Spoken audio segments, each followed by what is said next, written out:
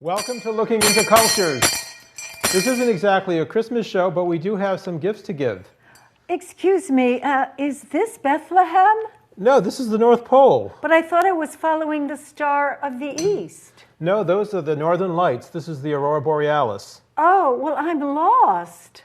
Well, you've got to ask me for a GPS next year for Christmas, either on your phone or on a car. I don't know what you're talking about. I better be going. No, why don't you sit down for a minute? Well, I am rather tired. I think I will sit down. Who are you? I'm Santa Claus. Well, I'm King Melchior, and I'm on my way to Bethlehem. Oh, I have some oranges that I brought from an oasis in Arabia. Would you like one? Oh, I'd love one. What are you going to Bethlehem for? Because the Christ child has been born, the Savior, the Redeemer of the world, and I'm going to Bethlehem to give the Christ child some gold. Oh, that's wonderful. Yes. What kind of gifts do you give? Well, I've got a whole sack full of gifts here that I give to the good children, all kinds of toys and goodies. And then if a child is not behaved over the year, we have something else for them. And I'm going to give you one because I have a feeling you've been a bad girl. Oh, what is it? It's a piece of coal. Coal? What's coal? Coal is something that's used to heat homes. It's dug oh, in not the where rock. I'm from. No. Well, we use wood and Okay. brush, yes. Well, we're going to talk today about materialism versus spirituality. Could we please have the first slide? I'm King Melchior, and we are going to talk about the materialist culture versus the spiritual culture, referring to an article by Robert Coles called Values American Live By. America would fall on the left-hand side of the spectrum with materialism, while other cultures might fall on the right-hand side with spirituality, or anywhere between the two poles. Santa, yes. What cultures or countries do you think of as not very materialistic? I would say probably Tibet for one. Okay, so many Buddhist countries are not materialistic.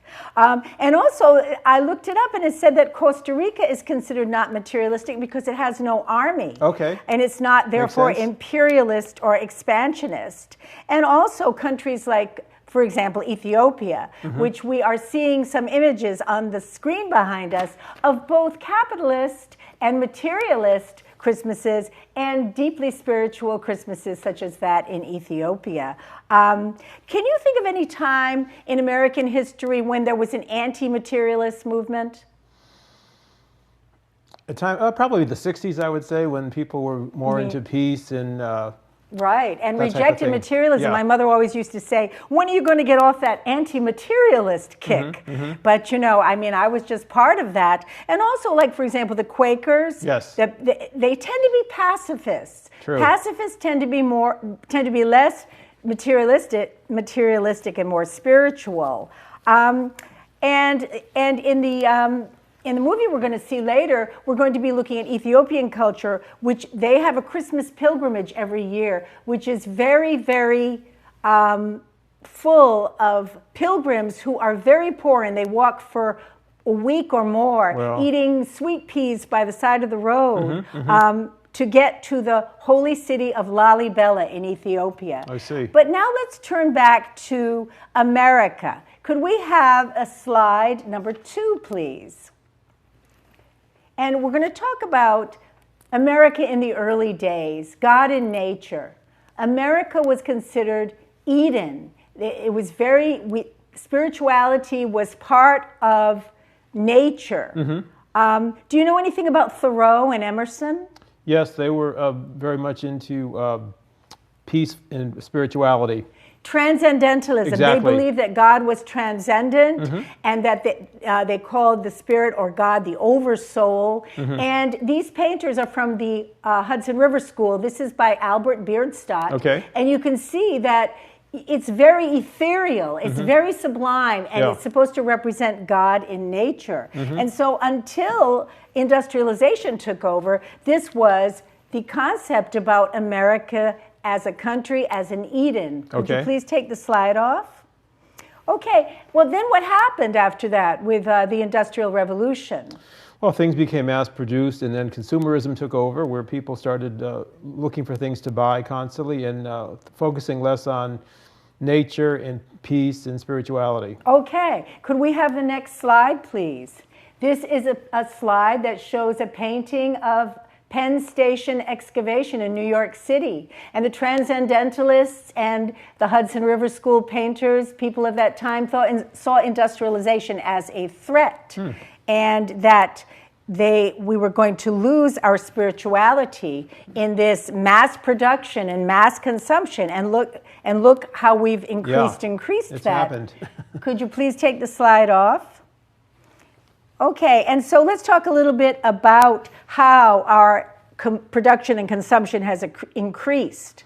Can you talk about, for example, in the New London Mystic area during the Industrial Revolution? Yeah, a lot of things have grown where it used to be a whaling, shipbuilding community, and over time now it's a big traffic jam. So there's lots of cars coming and going, and shopping. Yes, exactly. Shopping in downtown Mystic. Yes, which is a good thing, of course, but yes, in some ways. But the thing is all of this mad rush to shop really satisfying a spiritual urge in any way, or is it purely a consumer holiday? Could we have the next slide, please? The next slide is a Norman Rockwell painting. A lot of people don't like Norman Rockwell. They say he's rather sentimental. Frank, Santa rather. Do you find this sentimental? I think that it could be partly commercial. I wonder if he was paid to paint this painting because it's advertising the Plymouth Fury, which is... Right. Well, you never know because artists need patrons, and perhaps he was paid by the automobile industry to put this caption on his painting. But the fact of the matter is that it's very much like an advertisement with that caption, and it is emphasizing what? The car. The car gift giving. And the gift giving. So this is from the 50s, and this is when, after World War II, the consumption in the U.S., production and consumption increased, and so did spending, and Christmas started becoming more and more commercial. Yes. Could you take the slide off, please? Okay. So we were talking about the gifts we are giving. And, I saw something in a store window that said something about you, Santa. Really? What was that? Well, it said something that I didn't understand. I'll show it to you. Could we see slide number 5, please? Do you see it? Oh, yes, I do.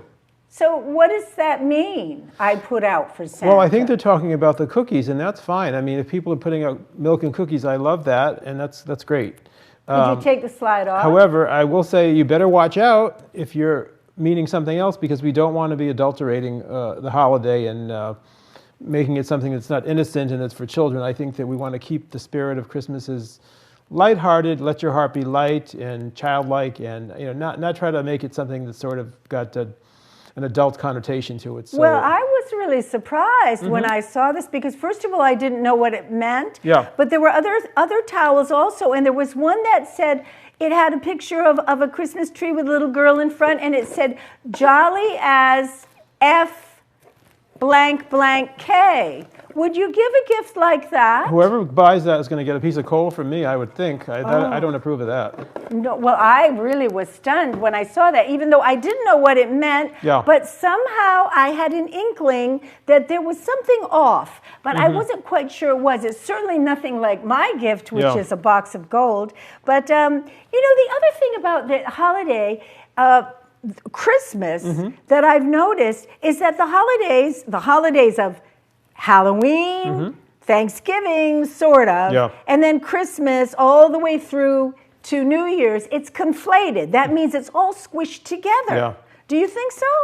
Well, I think that is to encourage constant spending, so you go from one season to the next with no intermission, sort of, so to speak, and people are constantly thinking of new ways to decorate, and so it does drive the economy. So and it keeps my elves busy too. So Well, could we please see the next slide, number 6?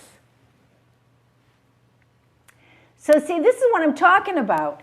I saw this in a window in downtown Mystic. Why is a skeleton next to a Christmas tree? What do you think? Well, it might be somebody that was waiting, was very bad, and Santa's not showing up, so they're just turning to a skeleton. They waiting a very long time. Oh, well, I think that it's a skeleton from Halloween next to a Christmas tree, and that's why they invented this term, the holiday season. Why season? So we're talking about, 3 holidays or something? Yeah. Could you take the slide off, please? We're talking about several holidays just in one long stretch of spending. And have you seen... eating. And eating and consuming, Yes. consumption, materialism. Everything's material. But where do we see the spiritual in this? That's a very good question. I don't know that. Where's the evidence of it? Well, it might be something that is just there in the background, but we're not seeing. It's because decorating, of course, the stuff that people get to put around their houses. I don't see decorating as something spiritual myself. But maybe behind closed doors they're being spiritual. Now, just think about all this gift giving. I think it's quite unnecessary. There's too much gift giving. Did you know, in the days that I went to Bethlehem, carrying this gold casket, I must tell you that I'm a king and I can afford to give this gift. But do you think, for example, the shepherds or the peasants could give gifts? They couldn't. No. What they gave was spiritual. They gave their adoration. And the little drummer boy, he played his drum. So I think that sometimes we must take pause about how much of this giving is being overdone. Yeah. Well, giving could be doing someone a favor, being kind to someone. It could be offering someone a ride if they need it, or doing a chore that they are not able to do. Well, that's like an IOU, right? Yeah, I mean, you can write in the card, I owe you a favor or something. And that doesn't really require any spending. So you're not driving the economy with that, are you? But that's okay. Yeah, I mean, to me, I think that really it's very nice to give somebody help, But I want to return now to talking about, to seeing our little movie of my own pilgrimage to Lalibela, Ethiopia in 2012, 10 years ago. And now, at present, Ethiopia is having a civil war, and Lalibela is in the hands of the rebels. It just changed hands again. It was in the hands of the Ethiopian army about 11 days ago, and it's sort of boinging back and forth. So the pilgrimage will not take place. Nobody will be going there, but this king, Lalibela, he was a 12th or 13th century king who went to Jerusalem. And when the Muslims took over Jerusalem, he decided he needed to build a second Jerusalem in Ethiopia. And he built this Jerusalem in Lalibela. His name was Lalibela, which means something like the swarming of the bees, or the bees, something like the bees decide the sovereignty. Because when he was born, he was surrounded by bees. And his mother said, that means that he's going to be a king. And so he lived in the highlands where all the ledges are solid rock.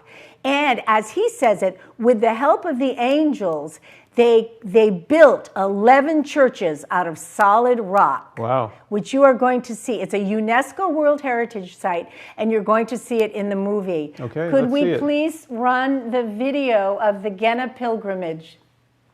አድነኒ እግዚኦ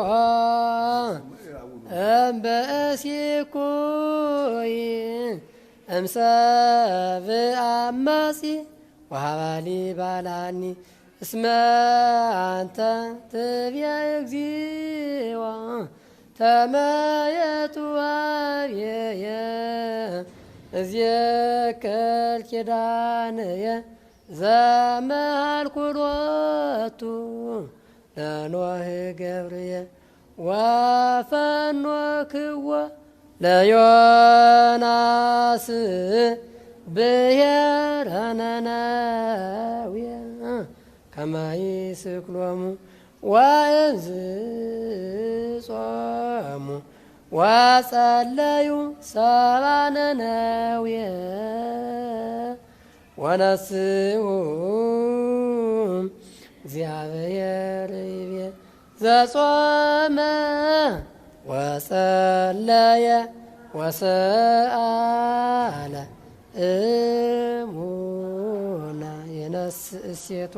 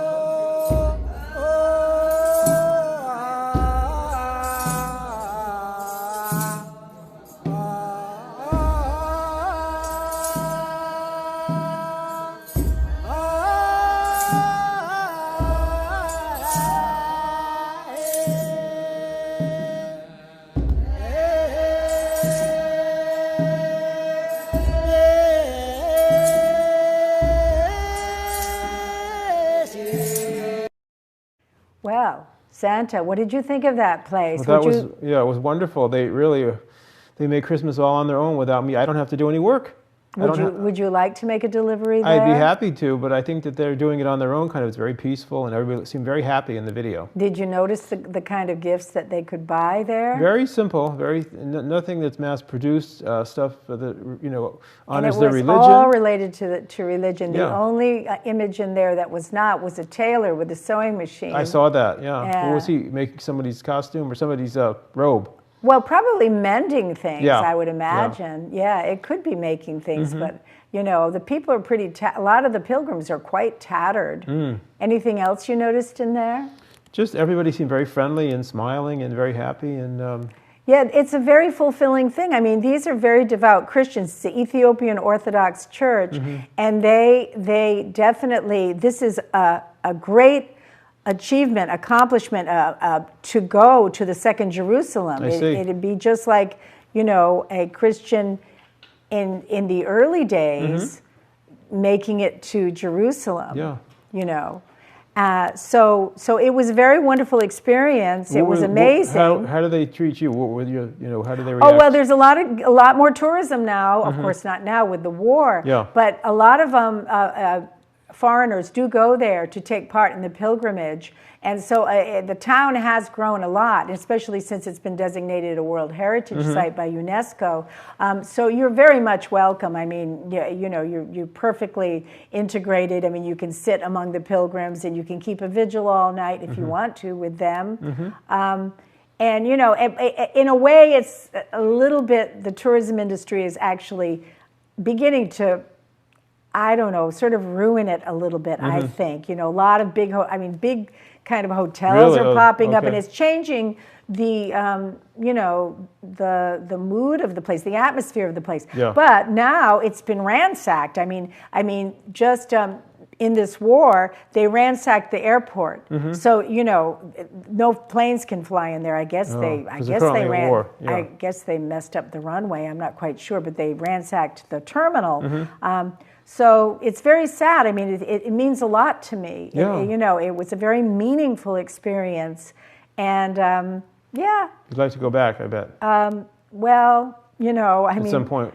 I don't know what's going to happen there. They're talking about, genocide because they have so many different ethnicities, and there's a lot of conflict among them. And it's, if you want to follow it, it's fascinating what's going there now. And I actually was in a state of utter disbelief that there was a war going on there. After having been there, I mean, it was a very, very uplifting experience to be in a place like this, a Christmas pilgrimage.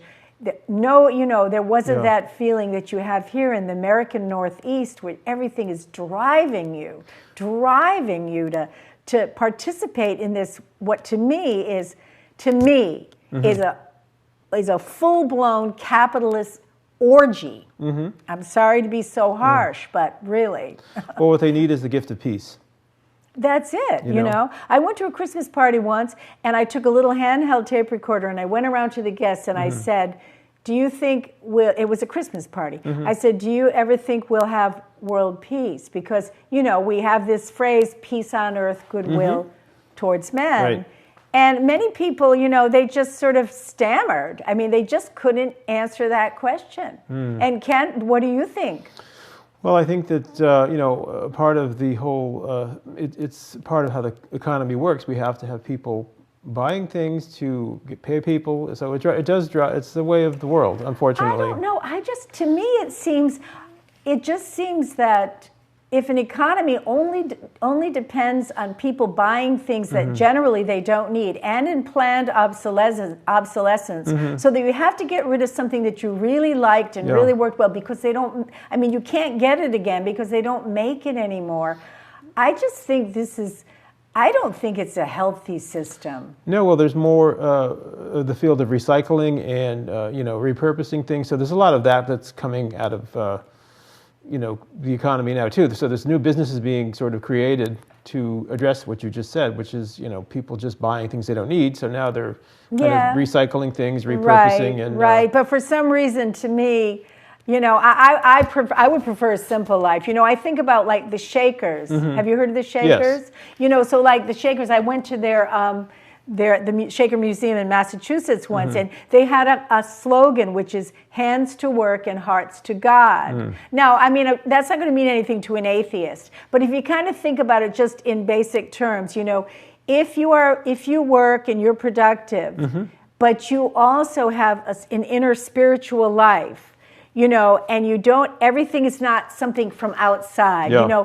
What's outside of you, this gift is not going to make you happy. No. This gift is not going to give you fulfillment. This is what I think. What do you think, Santa? You're always running around giving all these gifts. Well, I think people spend the first half of their life acquiring gifts, and the second half getting rid of them. Seriously, you want all these things when you're younger, and as you get older, you want to simplify your life, so you just try to have as little as possible. But I think that there is that mindset as you come up that if you're making more money, you need to have more things. And then as you get older, you realize what's really important is just being, with your family and friends. Well, that's within this culture. But what about a culture where either you're not able to get things or things are not particularly valued? That might be nicer. That might be better to not have to have that stress of acquiring things and, I think it would be better. Yeah. I definitely think it would be better. I remember seeing a Shaker chair. They made their own furniture, and they were self-sufficient. And that sort of is what the hippies, some of the hippie communes wanted to be self-sufficient,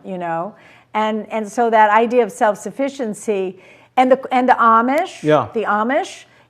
So we have this in our culture. We do. We have this in our history. We have spirituality in our culture and in our history, and we have anti-materialism in our culture and our history. But why then is this just why is my head always whirling when I am in the northeast of the United States at Christmas?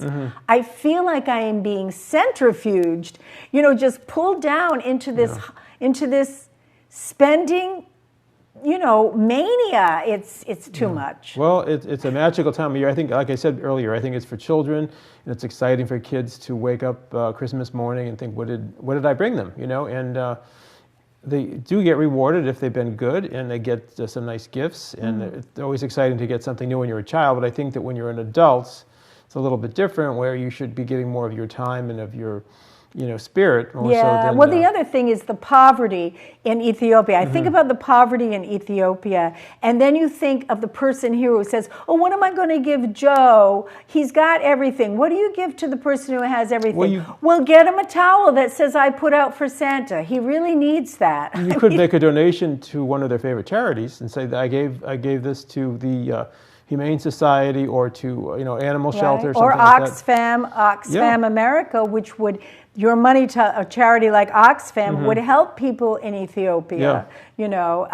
So it really, the edge that is very commercial is something that I try to stay away from. I try to get away. That's good, but I do. What are you doing this Christmas? I'm going to be spending it with my family and friends, and we are going to be exchanging some gifts, but we don't go crazy about it because we do have pretty much everything that we need. So it's more like if you have something this person is interested in, you might want to get something where there's a connection to a hobby of theirs or something so like it's that. Meaningful for you. It is. I just bought a whole bunch of white amaryllis plants, which I know people love those. Because they're, well, I've done a little decorating in my house, but it's not that meaningful for me. And I have spent many Christmases in other countries observing their ways, and that always fulfills me so much. When my parents were alive, it was different, but now that they're gone, and they've been gone quite a while, I would prefer to be elsewhere and seeing how other people celebrate Christmas. This year I'm going to Costa Rica. Oh, wonderful. Yeah, so I don't know That's a very exactly popular what to destination, and I think that from what I've heard, it's you're going to enjoy it. Well, I know one thing, that the day after Christmas they have a big horse parade in San Jose. I don't know exactly how that's supposed to fit in with Christmas, but it's just one of their traditions. Wow.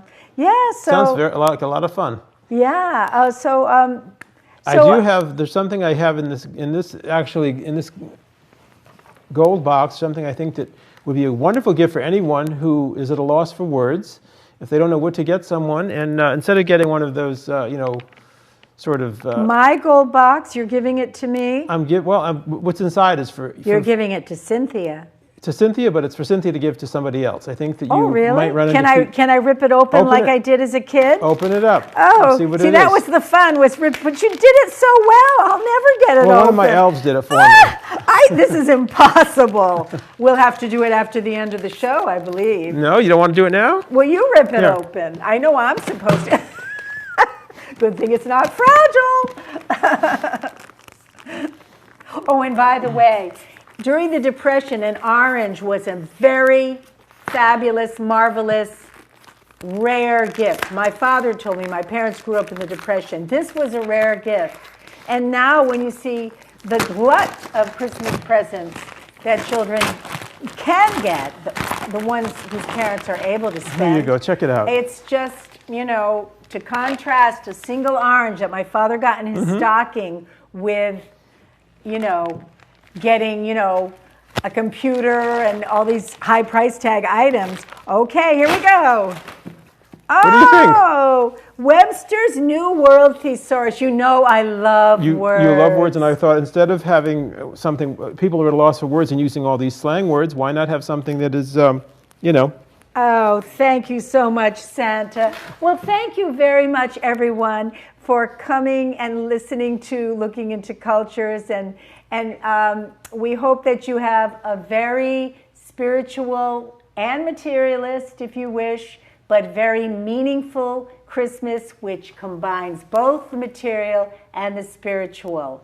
See you next time, when we'll have another surprise in Looking into Culture.